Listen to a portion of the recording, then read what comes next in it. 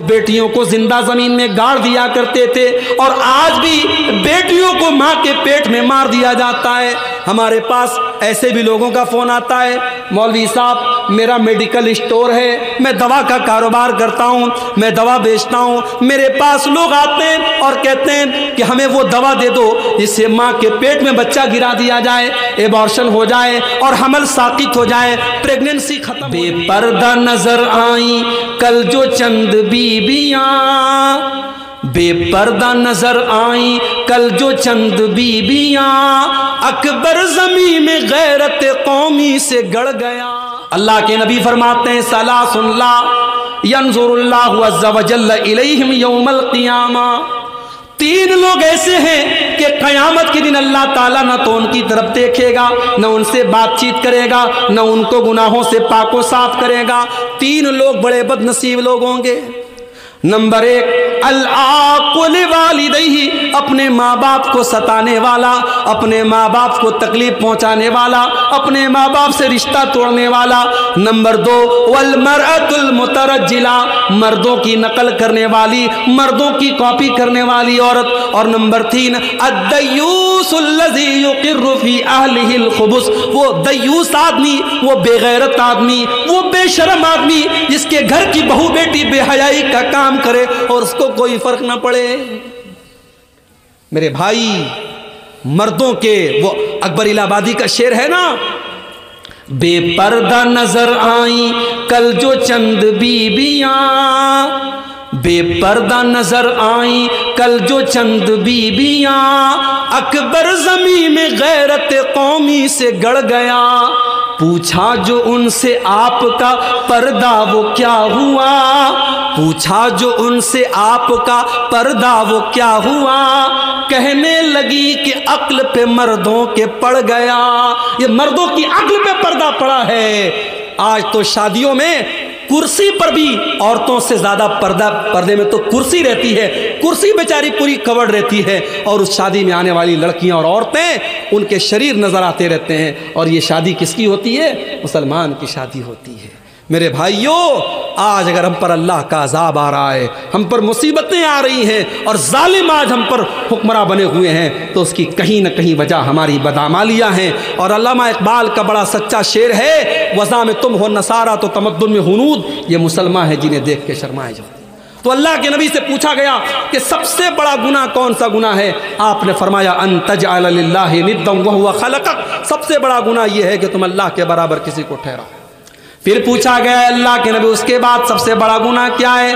آپ نے فرمایا ان تقتل ولدک خشیۃ ان یطعم معک، دوسرا سب سے بڑا گناہ یہ ہے کہ تم اپنے بچوں کو قتل کرو اس ڈر سے کہ وہ بچہ تمہارے ساتھ کھائے گا۔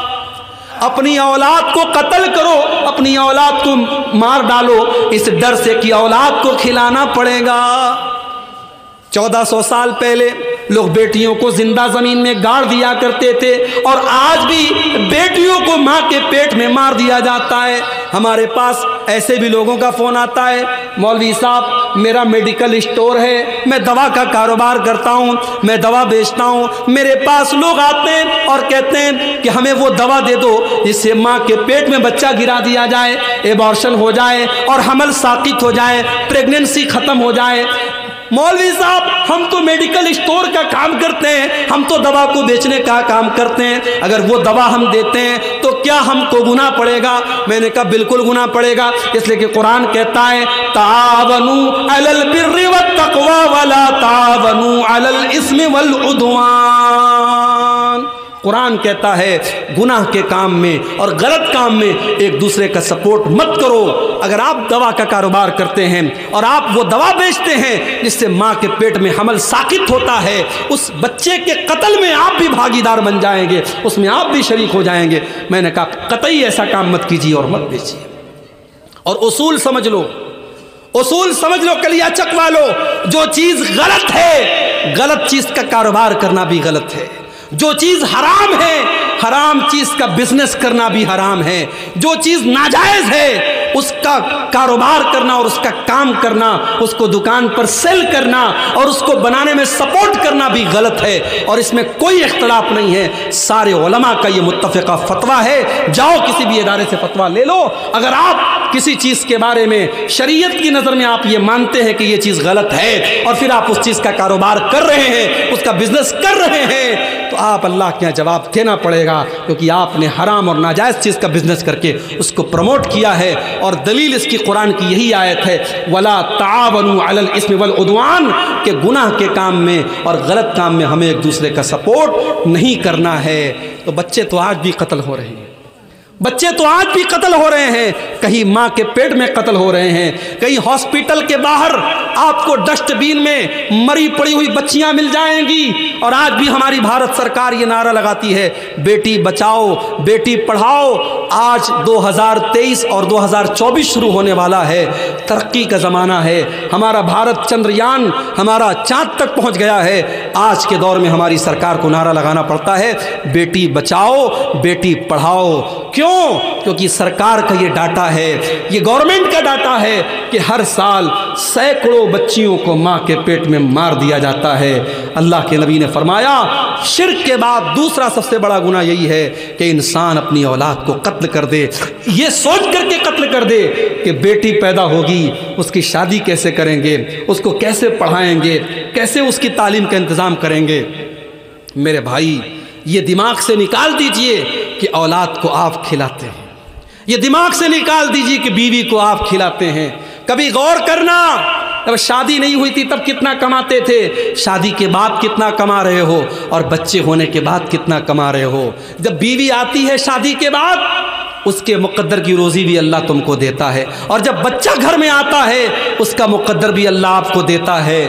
کبھی یہ مت سمجھو کہ اپنے بچوں کو ہم کھلاتے ہیں، ہم اور آپ نہیں کھلاتے، اللہ کھلاتا ہے، یہ الگ بات ہے۔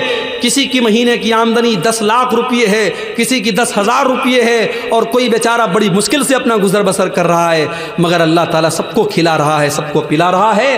اولاد کو قتل مت کرو میرے بھائی، اولاد کی ہتیا کرنا یہ بہت بڑا پاپ ہے۔ پھر پوچھا گیا اللہ کے نبی اس کے بعد تیسرا سب سے بڑا گناہ کیا ہے؟ آپ نے فرمایا انتزانی حلیلۃ جارک، اپنے پڑوسی کی بیوی کے ساتھ زنا کرنا۔ زنا تو کسی کے ساتھ بھی حرام ہے، لیکن پڑوسی کی بیوی کا نام کیوں لیا اللہ کے نبی نے؟ کیونکہ پڑوسی پر پڑوسی وشواس کرتا ہے، پڑوسی پر پڑوسی بھروسہ کرتا ہے، پڑوسی گھر کو بند کر کے جاتا ہے تو پڑوسی سے بول کے جاتا ہے میرے گھر کی رکشا کرنا، میرے گھر کی حفاظت کرنا۔ پڑوسی کا بڑا حق ہوتا ہے میرے بھائی، اگر پڑوسی کی بیوی کے ساتھ اور پڑوسی کی بیٹی کے ساتھ اور پڑوسی کی بہن کے ساتھ اگر کوئی زنا کر رہا ہے تو یہ گناہ پر گناہ ہے، یہ بہت بڑا گناہ ہے۔ اللہ کے نبی نے اس کو تیسرا سب سے بڑا گناہ قرار دیا ہے۔ آج جو حالات میرے سامنے ہیں میرے بھائی، جو حالات ہم دیکھ رہے ہیں، آج معاشرے میں شادی کو بہت مشکل بنا دیا گیا۔ آپ کے اسی کلیا چک کے علاقے میں جہاں الحمدللہ اہل حدیثوں کی بہت بڑی بستی ہے، پورا علاقہ اہل حدیثوں کا علاقہ ہے، جمعہ کی نماز میں آ جاؤ 2-2 ہزار 2.5-2.5 ہزار نمازی بھرے رہتے، اتنی بڑی بڑی مسجدیں ہیں آپ کے علاقے میں۔ لیکن اس علاقے میں جب ہم آتے ہیں اور لوگ کہتے ہیں مولوی صاحب ہمارے یہاں لین دین بہت چلتا ہے، شادی میں تھوڑا بول دیجئے گا، بڑی ڈیمانڈ کی جاتی ہے، تھوڑا اس پر بھی بول دیجئے گا۔ میں نے پوچھا غریب باپ اپنی لڑکی کی شادی کیسے کرتا ہے؟ تو کسی نے کہا مولوی صاحب غریب آدمی یا تو بینک سے لون لیتا ہے یا گھر بیچ دیتا ہے۔ میرے بھائیوں آج ہم نے بیٹیوں کو اتنا بڑا بوجھ بنا دیا کہ بیٹی کی شادی کرنے کے لیے باپ کو اپنا گھر بیچنا پڑتا ہے اور باپ کو بیاج پر بینک سے لون لینا پڑتا ہے۔ پوری اسلامی تاریخ میں اور پورے اتہاس میں بیٹی اتنی بوجھ نہیں بنی تھی جتنا بڑا بوجھ آج ہم نے بیٹی کو بنا دیا ہے۔ آج کتنی غریب بیٹیاں ہیں، باپ بیچارہ پریشان ہے، میری آمدنی نہیں ہے، میری کمائی نہیں ہے، بیٹی جوان ہو رہی ہے، 25 سال کی ہو رہی ہے، 30 سال کی ہو رہی ہے، بیٹی کی شادی کیسے کروں؟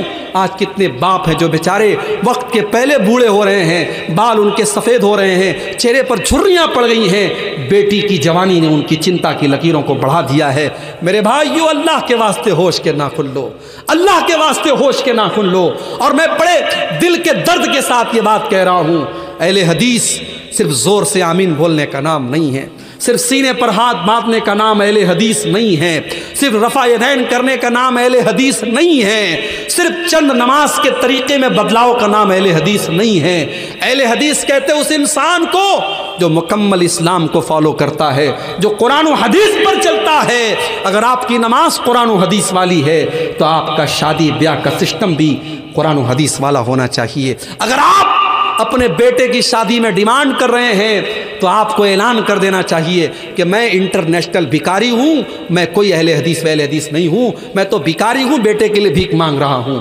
بڑے انداز سے اور بڑے اسٹائل سے آج لوگ بھیک مانگتے ہیں جہیز کے نام پر۔ میرے بھائیوں، میں اپنے نوجوانوں سے کہنا چاہوں گا کہ اگر تمہیں اپنے بازوؤں پر ہمت ہے اور اپنے بازوؤں پر بھروسہ ہے تو اتنا گٹس پیدا کرو، اپنے باپ سے جا کے کہہ دو، اپنی ماں سے جا کے کہہ دو کہ میں ایک معمولی چٹائی پر لیٹ جاؤں گا مگر مجھے اپنے سسرال سے ملنے والے بیڈ کا انتظار نہیں کرنا ہے، میں گھڑے کا ٹھنڈا پانی پی لوں گا، مجھے سسرال سے ملنے والی فریز کا انتظار نہیں ہے، میری بیوی اپنے ہاتھوں سے کپڑا دھل لے گی، مجھے سسرال کی واشنگ مشین کا انتظار نہیں ہے، میں اپنے بیٹی کے باپ کو میں جہیز کے نام پر کوئی اس کے اوپر بوجھ نہیں ڈالوں گا۔ آج میرے بھائیوں ان ڈیمانڈوں کی وجہ سے بیٹی بوجھ ہو رہی ہے۔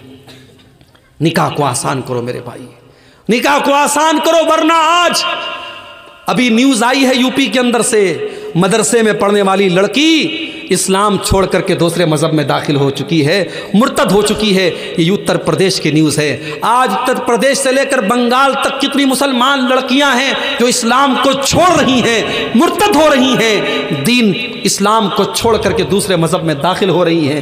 یہ رونے کا مقام ہے میرے بھائی۔ اسلام کوئی ایسا دین تو نہیں ہے، یہ تو اللہ کا دین ہے۔ آج یہ دور آ گیا کہ ہماری بیٹیاں، ہماری بہنیں اسلام کو چھوڑ کے جا رہی ہیں اور ہمیں سمجھانا پڑ رہا ہے کہ اسلام بہت اچھا دین ہے۔ ہم نے تو تاریخ میں سمیہ کا واقعہ پڑھا تھا، ہم نے تو تاریخ میں ایسی عورتوں کا واقعہ پڑھا تھا جنہوں نے اپنی جان دے دی مگر ایمان کو جانے نہ دیا، اور آج عشق اور پیار کے نام پر اور محبت کے نام پر مسلمان لڑکی اپنے مذہب کو اور اپنے اسلام کو چھوڑ رہی ہے۔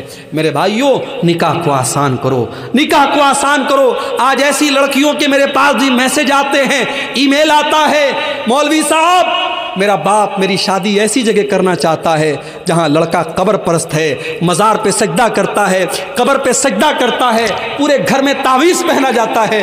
مولوی صاحب میں ایسے گھر میں شادی نہیں کرنا چاہتی ہوں، میں نے اپنے باپ سے کہا کہ میری شادی فلاں کے ساتھ کر دیجئے، وہ لڑکا نیک ہے، دیندار ہے اور قرآن و حدیث پر چلنے والا ہے، لیکن میرا باپ تیار نہیں ہے۔ کان کھول کر کے سن لو، اگر لڑکی کی شادی اس کے ولی کی اجازت کے بغیر جائز نہیں ہے تو لڑکی کی شادی زبردستی کرنا بھی جائز نہیں ہے۔ زبردستی اگر آپ اپنی لڑکی کی شادی اس کی مرضی کے بغیر غلط جگہ کر رہے ہیں تو یہ بھی جائز نہیں ہے۔ لڑکی کی اجازت بھی ضروری ہے۔ اگر لڑکی کی شادی میں اس کے گارجین کا تیار ہونا اور اس کے ولی کا راضی ہونا ضروری ہے تو لڑکی کی رضامندی بھی ضروری ہے۔ آپ زبردستی اگر لڑکی کی شادی کرتے ہیں تو اسلام کی نظر میں یہ نکاح بھی ویلڈ نہیں ہے، صحیح نہیں ہے۔